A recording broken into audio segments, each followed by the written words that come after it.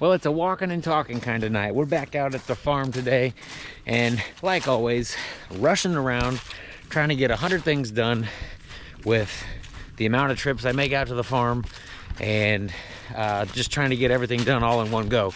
Today I'm out here getting ready to frost seed some clover, while I'm also out here trying to save the time and save the trip. I'm going to be doing my soil tests so I can get my results back on my soil. So I'm going to kind of take you through both of these processes that I'm going to be doing today. Really good for establishing a clover plot and maintaining a clover plot, and that's exactly what I'm doing.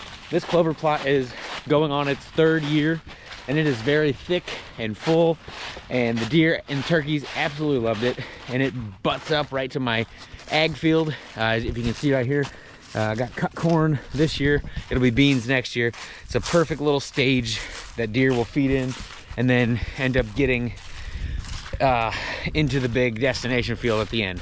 But so it all starts here in the winter. Today is February 24th, and if you can't tell, I'm slipping and sliding all over the place. We just had about 5 inches of snow out here, and it all melted. Just about fell. It all melted, and now I'm getting ready to establish and really make sure that the plot is going to be good going into this next season. So how I'm going to go about that is, first I'm going to go around this food plot, as you can see here.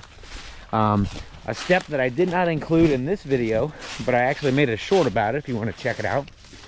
I went through, I don't burn any of this being next to my woods. I have prescribed fire plans later. I'm not there yet. But I go through this, and I actually take my leaf blower and I blow all the leaves out of the plot. You can see here along the edge all the leaves that were in the clover plot, and now they're kind of all up against the side. So what I'm going to be doing is coming through here first with my shovel, and this small little plot, it wraps around, goes over there to the other side and opens back up. What I'm going to be doing is I'm going to be taking about 20 different spots throughout this clover, and I'm going to dig about 4 to 6 inches down, get a little bit of that good dirt, and just pinch off a little bit of it with my glove and put it in my little soil test bag. So these are the little bags from Whitetail Institute. You put all your information on the one side, and then everything is all happy. But basically, yeah, this will tell me what I need to do to my soil to help this clover thrive and grow and maintain. There's a little sheet that comes with the soil test that allows you to pick if this is a brand new plot or an established plot. And since this one's established, I check that.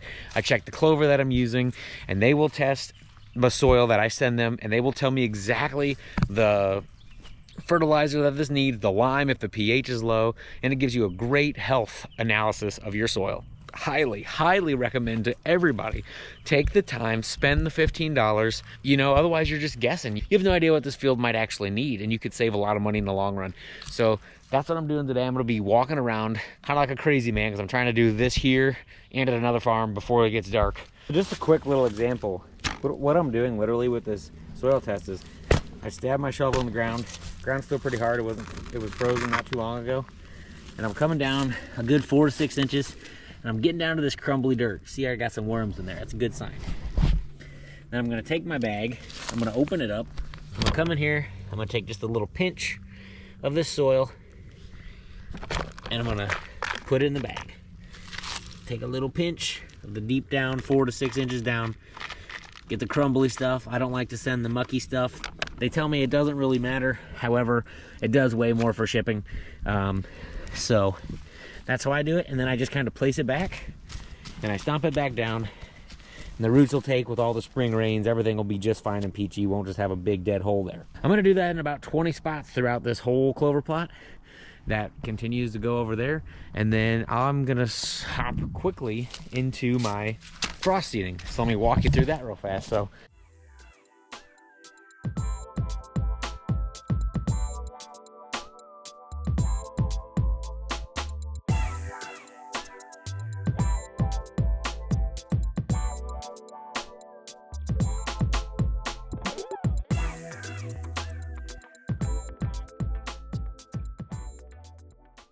and if I didn't state already, you dig in multiple spots, because depending on the shape and size of your food plot, you can have drastically different pH on one end compared to the other. So you want to kind of get like a mixture in this little bag, and then this is what I'll end up shipping off in a box to Whitetail Institute. This is my all-time favorite spreader. It's just a little Scott's. I think it holds 5 or 6 pounds of seed.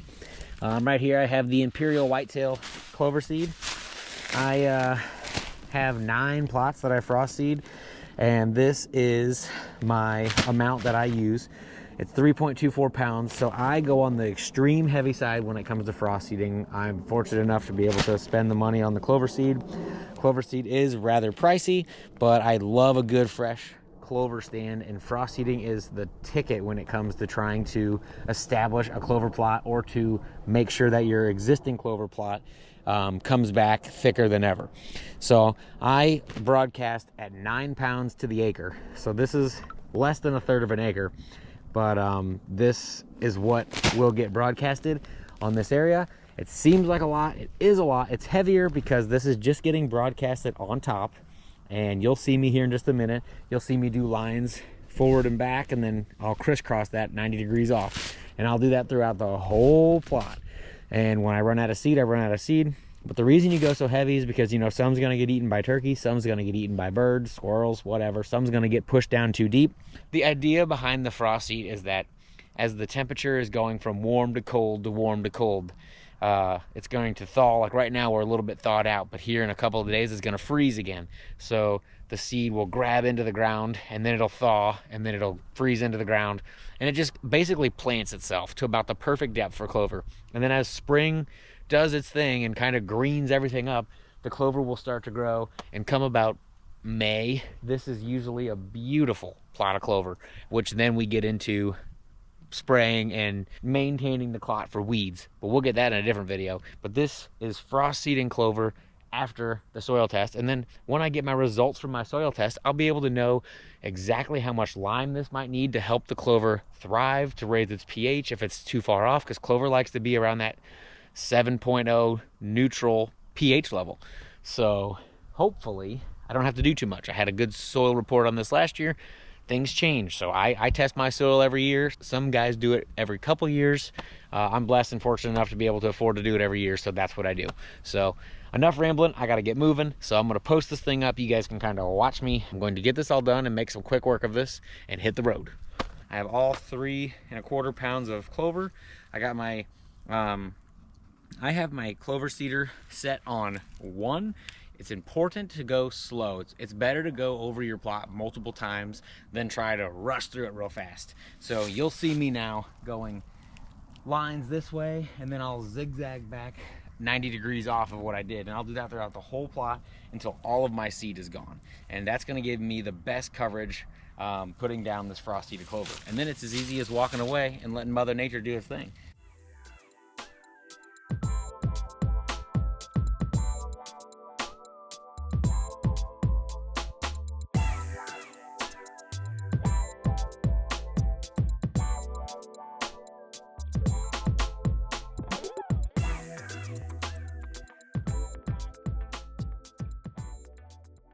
Try to do it when the ground is still a little frozen.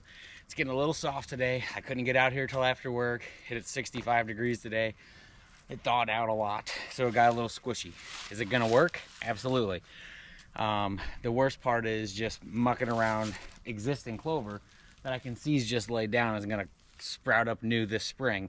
But it's a little easier on your existing clover plots if you do it while the ground's a little frozen. I've actually never done it. It's very common, like while snow is melting, not a bunch of snow, but just, you know, an inch or so, and you come out and sprinkle on top of the snow. Another benefit to that is you can tell exactly where you've been. The seed that I use from Imperial Whitetail is blue, so it's kind of easy to see on the ground, but it all just depends what you have on the ground.